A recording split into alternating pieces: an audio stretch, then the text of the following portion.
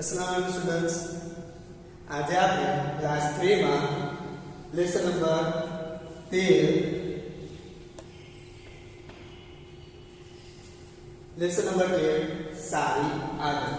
सारी आदत એટલે કે સારી હેબિટ બધી સારી આદતો હોય છે, જેમ કે સવારમાં વહેલું ઉઠવું, નાહવું, પછી બ્રશ કરવું, વોશરૂમ જવું, તે બધી આપણી સારી આદતો કહેવાય છે. પછી રાતે વહેલા જમી લેવું, રાતે વહેલા સૂઈ જવું, તે આપણી બધી સારી આદતો કહેવાય છે. તો તેના આધારે હવે આપણે એક લેસન ભણીશું, સારી આદત.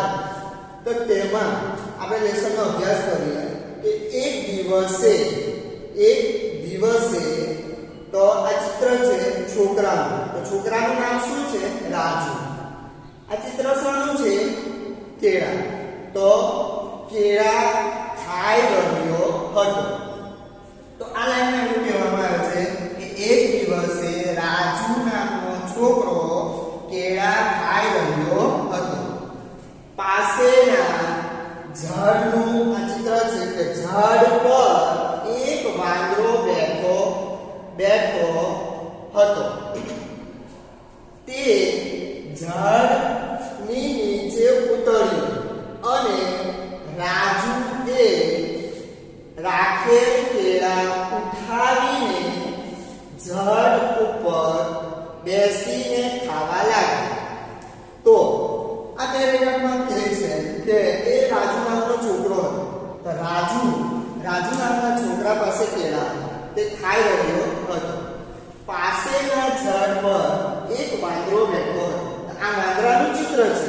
તો વાંદરો બેઠો હતો. તે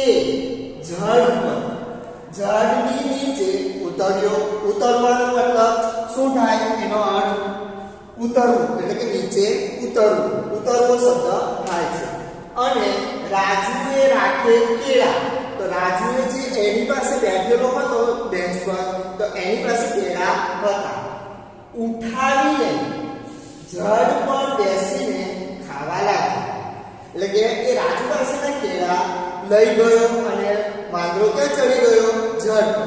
તો ઝાડ પર તે વાંદરો ચડી ગયો અને ત્યાં બેસીને ખાવા લાગ્યો. એટલે કે ત્યાં બેસીને શું કરવા લાગે છે? એ જે રાજુના કેળા હતા તે રાજુના કેળા ખાવા લાગ્યો હતો. તે પણ મજાથી કેળા ખાવા લાગ્યો. એટલે કે મજા માણીને, એટલે કે રાજુને જે કેળા હતા તે રાજુને બતાવીને તે વાંદરો કેળા ખાવા લાગે છે અને રાજુને બતાવે છે કે જો હું કેળા તારા ખાઈ જાઉં છું. રાજુ તેને કેળા ખાતો જોતો હતો. એટલે કે રાજુ એ જે છોકરો છે તે વાંદરાને કેળા ખાતો જોતો હતો. એ કેળા લઈ ગયો હતો, તે વાંદરાને કેળા ખાતો જોતો હતો. વાંદરાને જોઈને રાજુને ખૂબ ગુસ્સો આવતો હતો. એટલે કે ગુસ્સો શબ્દ એટલે કે જે કેળા લઈ ગયો હતો તે બાગમાં ફરવા ગયો હતો રાજુ. તો રાજુના કેળા કોણ ખાતું હતું? વાંદરો. તો વાંદરો કેળા એને રાજુને બતાવીને ખાતો હતો. એટલા માટે આ રાજુને ખૂબ ગુસ્સો આવતો હતો.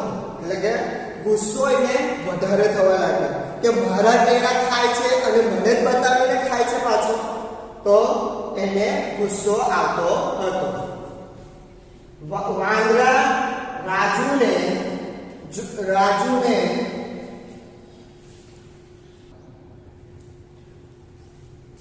વાંદરો રાજુને જોઈને ઝાડની ડાળી પાછળ ચીડાવીને છુપાઈ જતો હતો.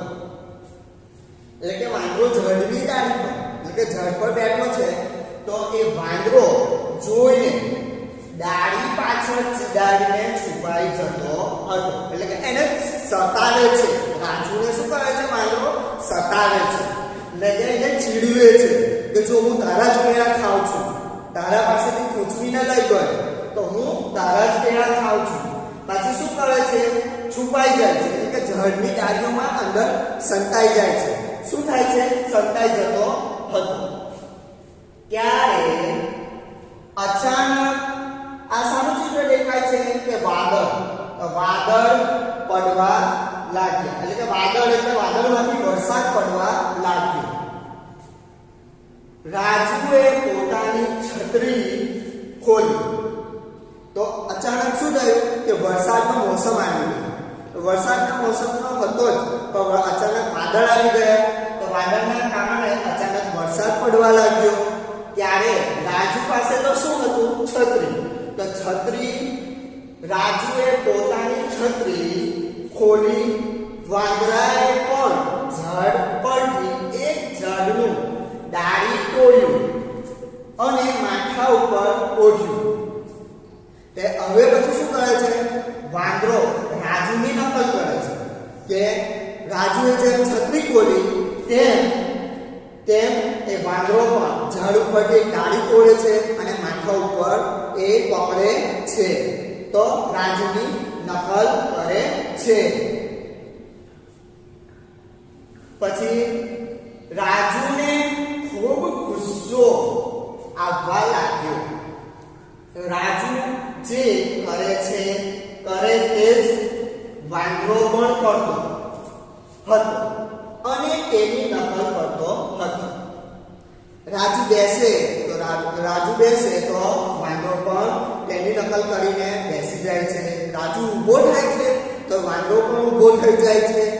પછી રાજુ હાથ ઊભો કરે છે તો વાંદરો પણ હાથ ઊભો કરે છે.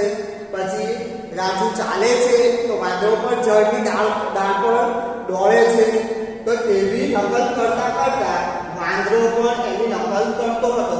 તો તેના કારણે રાજુને પણ ગુસ્સો આવવા લાગે છે. તે કે તું મારી નકલ કરે છે. તો તેને રાજુને ખૂબ ગુસ્સો આવવા લાગતો હતો. પછી શું છે? રાજુએ કેળા ખાઈને છાલ જમીન પર ફેંકી દીધા. તો આ એક રાજુની કુટેવ છે.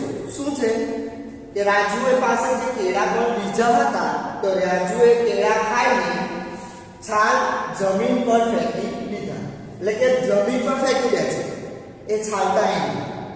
તો રાજુને કઈ કહેવાય? તો એ એક ખરાબ આદત કહેવાય છે. એટલે કે એની એક કુટેવ કહેવાય છે. વાંદરાએ થોડી ક્ષણો માટે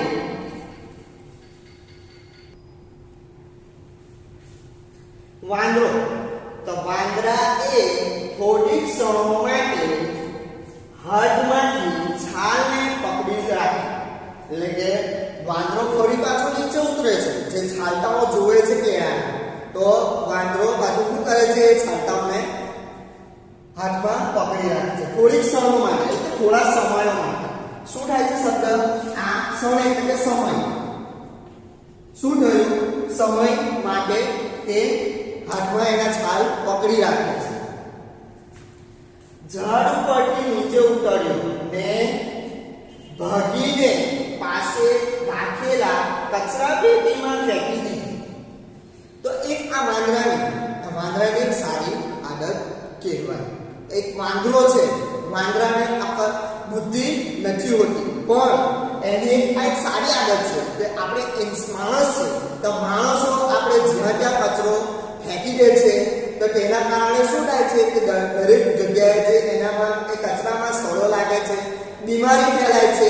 તો આ એક વાંદરામાં એક ઇન્સાનિયત જોવા મળે કે એના હાથમાં જે છાલટાઓ હતા તો ઝાડ પરથી તે ઉતરીને તે કચરા પેટીના ભાગીને એ કચરા પેટીના પાસે આવીને એ છાલટાઓને ફેંકી દીધી. એટલે કે પછી આગળ જોઈએ. આ જોઈને રાજુ શરમથી નીચું જોવા લાગ્યો.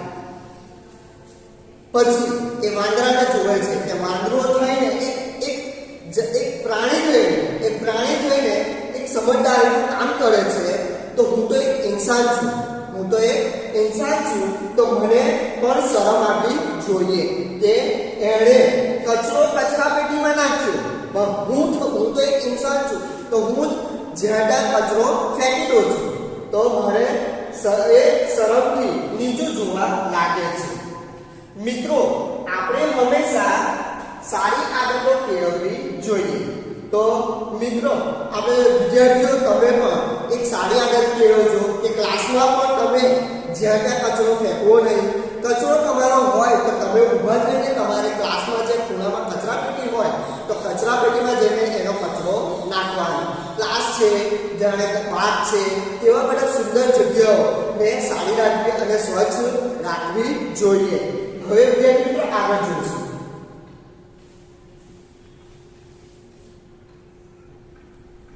તો વિદ્યાર્થી મિત્રો જ્ઞાન કસોટી. હવે તમારું જ્ઞાનની કસોટી લઉં છું. તો વિદ્યાર્થીઓ અહીંયા બે પિક્ચર દેખાય છે. શાના પિક્ચર છે? કે બાગના, બગીચાના. તો બગીચાના બે પિક્ચર દેખાય છે. તો પહેલા નંબરનું ચિત્ર છે એટલે પહેલા નંબરના તો વિદ્યાર્થીઓ જ્ઞાન કસોટી એટલે કે આ તમને હું જ્ઞાન કસોટી વિશે સમજાવું છું. કટ કરું.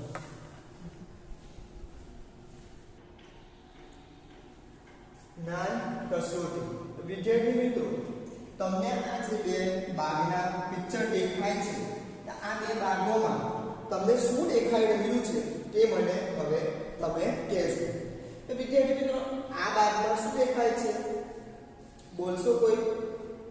તો હા, કે અહીંયા કચરાપેટી, જ્યાં ત્યાં કચરો પડેલો દેખાય છે, જ્યાં ત્યાં માખો, કચરાપેટીના પાસે માખો પણ ભમે છે અને જ્યાં ત્યાં દરેક કચરો પડેલો જોવા મળે છે.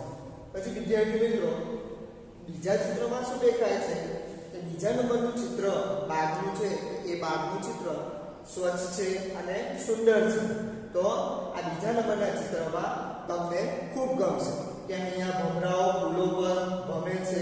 પછી આ છે તમારે અહીંયા પર આ છોકરાઓ અહીંયા રમશે તો અહીંયા પર સ્વચ્છતા દેખાય છે, ઝાડ દેખાય છે, પછી પક્ષીઓ ઉડતા દેખાય છે.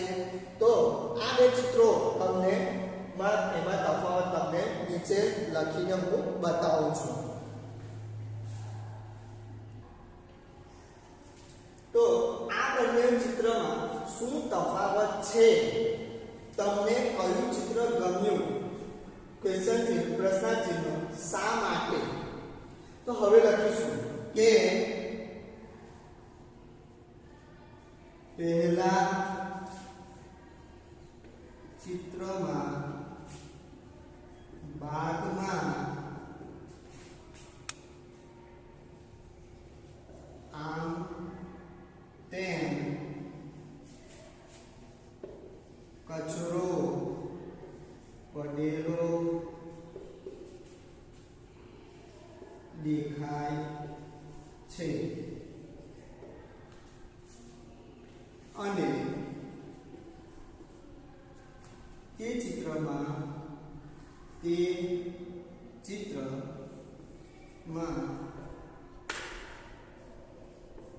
ચિત્રમાં ગંદકી એટલે કે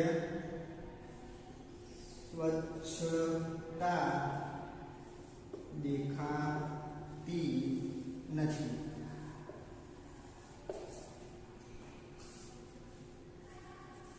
બીજા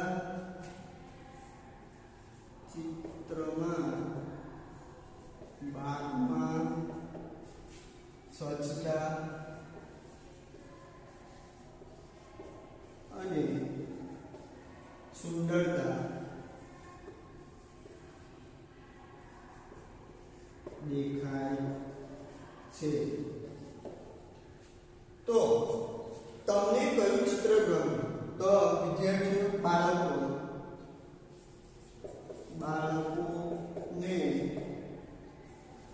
બીજા નંબરના બાગનું ચિત્ર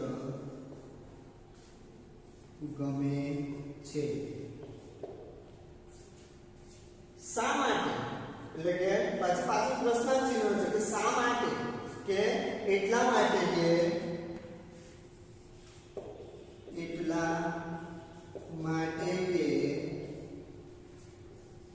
બીજા નંબરના